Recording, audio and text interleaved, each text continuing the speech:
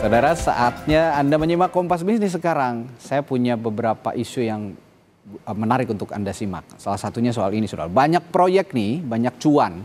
Hal ini ideal justru terjadi atau tidak terjadi pada BUMN karya. Sebut saja Waskita Karya, Wijaya Karya, PTPP, Adikarya, semua punya permasalahan utang dan arus kas yang naik turun. Bahkan cash flow alias berangkasnya lebih lama negatifnya. Kita bahas Waskita Karya dulu ya, yang merugi 3,7 triliun di sepanjang 2023. Nasib sahamnya pun nyangkut karena dibekukan otoritas bursa. Nah, kita akan lihat ke data selanjutnya.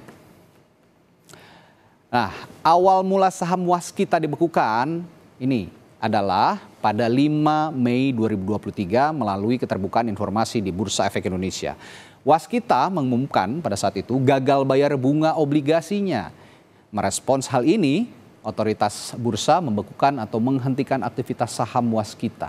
Bursa Efek Indonesia pun memberikan waktu 24 bulan bagi BUMN Karya ini untuk membereskan permasalahan keuangan sebagai syarat suspend saham dibuka. Kalau gagal dibereskan, sesuai aturan, pada 8 Mei tahun depan, Waskita ditendang dari bursa. Jika itu terjadi, tentu akan menjadi sebuah ironi. Karena agen pembangunan justru kesulitan keuangan. Nah, ini saya mau disclaimer dulu ya saudara. Waskita juga nggak hanya kesulitan uang, tetapi banyak skandal korupsinya. Nanti kami juga akan paparkan ke data selanjutnya. Dan inilah saudara, saham Waskita dalam 5 tahun terakhir. Anda bisa lihat di data ini, saat level tertinggi sempat di 2000-an. Lalu 2000-an per unit, nah tetapi sekarang harganya jatuh ke 200-an. Jadi kalau dulu Anda punya porto 2 miliar di saham Waskita, saat ini titik tertinggi. Sekarang nilainya jadi sekitar 200 jutaan. Hilangnya berasa benar nih Bapak Ibu. Level 202 ini adalah saat otoritas Bursa Efek menghentikan perdagangan emiten dengan kode WSKT. Kita nggak tahu kapan dibuka. Tetapi manajemen Waskita masih optimistis. Suspend dibuka setelah perusahaan mendapat persetujuan atas skema restrukturisasi oleh kreditur. Mohon maaf nih ya Bapak Ibu, kemarin yang terjadi adalah rapat umum pemegang obligasi atau RUPO gagal sepakat atas utang senilai 1,3 triliun rupiah. Mentok lagi proses restrukturisasi Waskita ini. Kita akan ke data selanjutnya lagi. Nah, Menteri BUMN Erick Thohir waktu itu bilang, solusi permasalahan Waskita adalah penundaan kewajiban pembayaran utang alias PKPU. Tetapi kalau dibedah, apakah Waskita Karya saja yang sakit karena utang? 4 BUMN Karya juga punya masalah loh yang mirip-mirip. Utangnya lebih dari separuh aset yang dimiliki. Nah, Waskita Karya saja punya utang 84,1 triliun rupiah atau setara dengan 87% terhadap aset. Nah, kita lihat sekarang di Wijaya Karya, utangnya adalah 55,7 triliun atau 83,5% terhadap aset. Lalu juga PTPP, utangnya 44,2 triliun atau 74,5% terhadap aset. Dan terakhir ada Adikarya. Adikarya ini utangnya 30,4 triliun rupiah, ini maksudnya triliun rupiah, atau 77,2% dari aset. Nah, tidak hanya masalah keuangan yang berujung jatuhnya harga saham Waskita, saudara. Perusahaan milik negara ini juga berkali-kali tersandung masalah korupsi. Terbaru nih, belum lama ini, kemarin di Pengadilan Tindak Pidana Korupsi atau Tipikor terkuak fakta baru. Direktur Operasional Waskita Beton Precast Sugiharto, anak usaha Waskita, bilang menyiapkan 10 miliar karena diminta, nah kami tegaskan sekali lagi, diminta oleh Badan Pemeriksa Keuangan atau BPK karena adanya temuan dalam proses pembangunan tol layang MBZ. Uang ini cair lewat proyek fiktif pemeliharaan jalan. Nah, tahun lalu 15 Juni 2023, Menteri BUMN Erick Thohir pernah bilang, tidak ada ampun bagi kejahatan dan pelaku kejahatan keuangan di lingkungan BUMN. Meskipun ya, mereka adalah agen pembangunan infrastruktur, yaitu BUMN Karya. Kan itu yang saya bilang bahwa ketika ada manipulasi laporan keuangan Garuda pun kita tindak secara pidana. Sama juga kalau ada laporan keuangan yang dipalsu-palsukan tidak hanya di Waskita dan Wika, sudah pasti kita akan lakukan yang namanya tindakan hukum keras. Ya, saya rasa kita tidak boleh memandang bulu kalau masalah hukum-hukum yang tentu menjadi kepercayaan publik jatuh gitu. Apalagi kalau melanggar, ya. Kali di Kompas Bisnis, saudara, masalah utama perusahaan karya seperti Waskita Karya adalah proyeknya bersifat jangka panjang atau di atas 10 tahun. Tetapi selama ini pendanaannya atau utangnya bersifat jangka pendek, bisa sekitar 5 tahunan saja. Terjadilah mismatch dan kemarin terjadi RUPO atau Rapat Umum Pemegang Obligasi. Lalu seburuk apa kondisi keuangan Waskita Karya ini? Kita akan bahas bersama pengamat BUMN Toto Pranoto. Selamat pagi Pak Toto. Ya, Pak Toto. Selamat pagi. Baik, Yes. Pak Toto, kita ngobrol-ngobrol soal Waskita nih, nasibnya di lantai bursa. Kalau ngelihat kondisi Waskita saat ini, mungkin nggak sih masalah Waskita ini beres dalam jangka waktu 1 tahun? Kita kan tahu aturannya 24 bulan ya. Jadi 8 Mei 2025 harus sudah bisa menyelesaikan semua permasalahannya. Bagaimana menurut Pak Toto sejauh ini? Ya, kalau kita melihat pada situasi Waskita terakhir ya, apalagi dengan hasil Rupo kemarin ya, saya kira Ya. memang ini persoalan yang harus diselesaikan, bagaimana mereka segera bisa mencapai kata kesepakatan ya dengan para kreditur di obligasi yang tidak dijamin ini, supaya kemudian MRA yang sedang dijalankan itu bisa mendapatkan titik temu begitu. Karena kalau tidak nanti memang ada ancaman ke depan ya, bahwa kemudian apabila ini tidak bisa diselesaikan, kemudian otoritas bursa juga melihat bahwa ini kemudian membahayakan ke depan ya bagi para pelaku industri dan lain-lain. Jadi mungkin langkah yang dikerjakan oleh otoritas bursa misalnya ya untuk proses delisting dan lain-lain kan mungkin saja bisa terjadi di tahun depan misalnya ya. Jadi ada masih waktu tempo setahun ini sebetulnya bagaimana Waskita bisa menyelesaikan persoalan ini. Jadi kalau kita ukur misalnya dari sekitar utang 41 triliun ya yang ada di Waskita itu kan sebagian sudah disepakati dengan para kreditur, misalnya pihak perbankan ya. Mereka sudah sepakati untuk tenor diperpanjang, tingkat suku bunga diturunkan dan lain-lain. Cuman masih memang ada yang mengganjal kaitannya dengan para kreditur obligasi ya.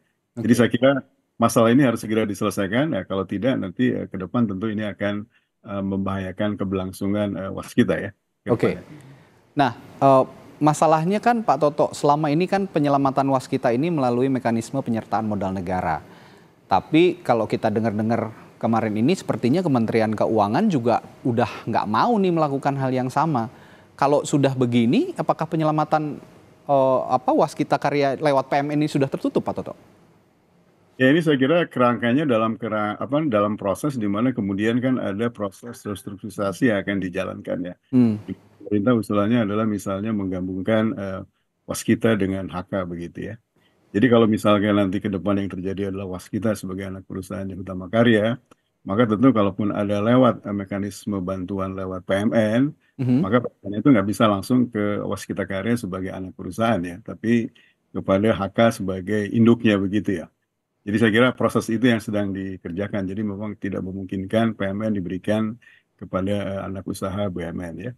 Tapi saya kira juga ada alternatif lain juga sebetulnya kan, kalau mereka bisa membantu Waskita dalam jangka pendek ini, apabila kemudian Waskita sebagai BUMN TBK juga bisa melaksanakan right issue sebetulnya, di mana right issue itu yang nanti kemudian akan dijamin bahwa ada standby buyer di sana ya.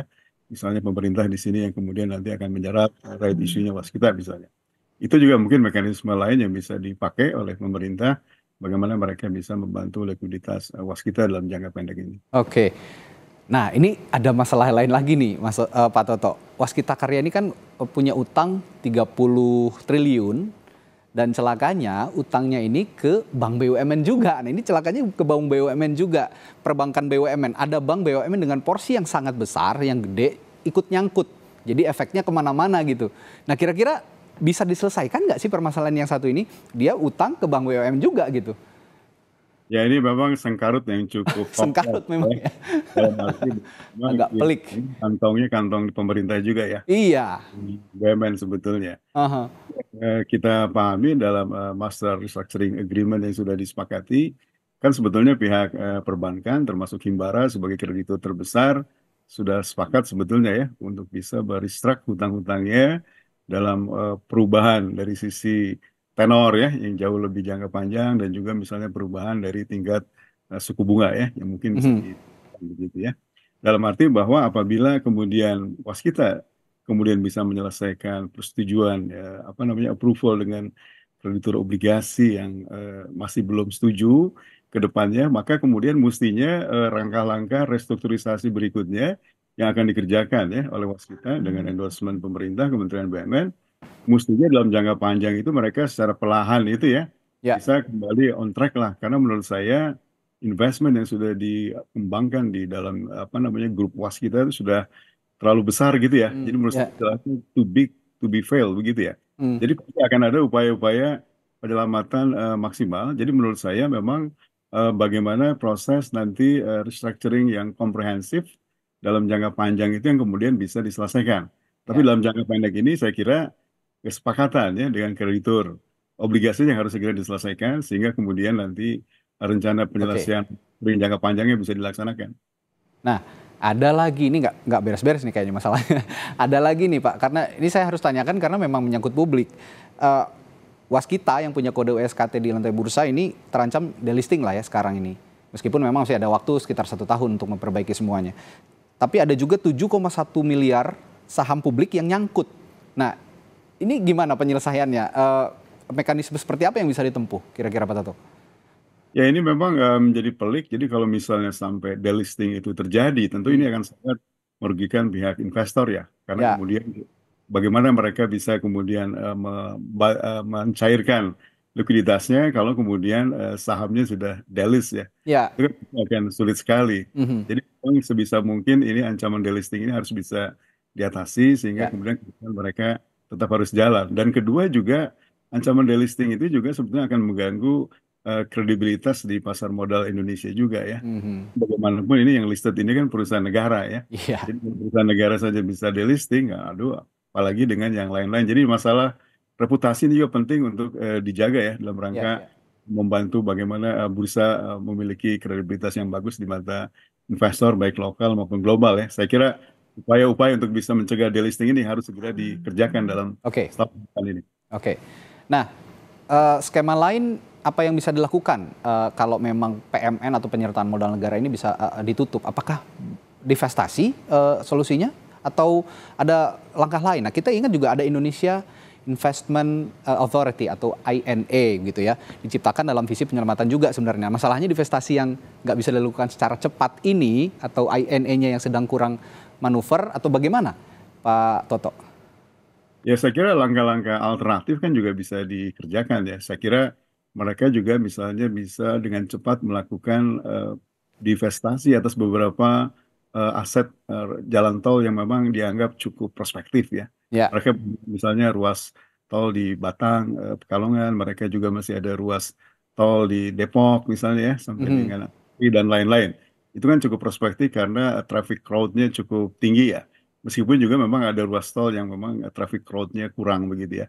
Tapi dengan divestasi kalau bisa dipercepat, saya kira akan sangat membantu mengurangi beban hutang ya. Juga termasuk misalnya kalau aset-aset non-core-nya ya, atau yang non-strategisnya juga bisa dilakukan divestasi, saya kira juga akan bisa membantu ya. Nah, saya kira dalam rangka percepatan divestasi ini, maka kalau misalnya Indonesia Investment Authority bisa bekerja dengan lebih baik, Mhm. membantu kita ya mencarikan investor itu memang akan sangat lebih baik ya. Cuma kan Oke. memang INA saat ini kan juga mungkin sedang dalam tahapan yang transisi ya, Ya. karena waktu tahun lalu kan ada apa namanya amandemen terhadap Omnibus Law sehingga INA juga terpengaruh ya. Tapi kalau kemudian nanti INA kemudian sudah bisa beroperasi aktif kembali, saya kira ini langkah strategis kalau waskita atau BUMN karya lain bisa memanfaatkan mereka untuk tanda petik ya melakukan recycle atas aset-aset mereka dengan lebih cepat begitu. Oke, masalah lain nih Pak Toto. Tadi juga saya sempat paparkan di segmen selanjutnya bahwa waskita ini punya masalah juga dengan tindak pidana korupsi. Proyek-proyek besar infrastruktur itu potensial ya Pak Toto, jadi istilahnya kalau kita bilang proyek bancakan karena investasinya ratusan triliun. Nah, ada gula, ada semut, biasanya kan kayak gitu kalau memang kita lihat investasi. Nah, kebuka markup-nya yang terbaru korupsi tol layang MBZ. Ini melibatkan waskita. Tapi saya ingin punya gambaran juga dari Pak Toto. Seburuk itukah proyek-proyek bancakan yang ditangani oleh BUMN, Pak Toto? Ya. Kalau melihat sejarahnya kan memang banyak sekali ya, bukan hanya di kita ya, tapi juga di beberapa BUMN karya lain, kasus-kasus yang menyangkut soal-soal implementasi ya, dari bad governance itu kan terjadi ya. Korupsi katakanlah terjadi juga di beberapa karya yang lain. Nah, saya kira ini tidak hanya bisa dilepaskan semata-mata karena memang motif korupsi saja yang ada di para pelaku atau dalam manajemen perusahaan ya, tapi juga harus kita lihat bahwa secara operasional ya, secara fungsi operasi dari pelaksanaan proyek-proyek di BUMN karya itu ya, kan bukan hanya pekerjaan-pekerjaan komersial saja, tapi juga mereka melakukan pekerjaan sebagian untuk public service obligation atau tugas pengawasan pemerintah ya.